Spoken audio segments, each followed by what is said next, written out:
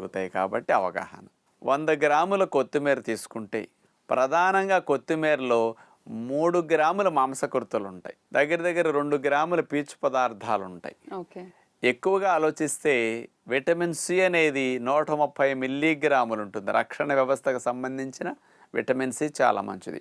Calcium 180 మిల్లీగ్రాములు ఉంటుంది. పాల కంటే పాలల్లో 120 మిల్లీగ్రాములు ఉంటే కొత్తిమీర 100 గ్రాముల్లో 180 మిల్లీగ్రాముల కాల్షియం ఉంటుంది. ఇవన్నీ ఇందులో ఉండే పోషకాలు. వీటన్నిటికంటే ఇంకా అతి ముఖ్యమైనది కంటి చూపుకు కావలసిన బీటా కెరోటిన్ అనేది విటమిన్ ఏ అంటాం కదమ్మా. రోజుకి 2400 మైక్రోగ్రామ్స్ మనకు కావాలి.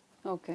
అలాంటిది 100 గ్రాముల కొత్తిమీర తీసుకుంటే దగ్గర దగ్గర 7000 మైక్రోగ్రామ్స్ బీటా కెరోటిన్ ఉంటుంది. అంటే ఒక 30-40 గ్రాముల కొత్తిమీర తిన్నా కంటికి కావలసిన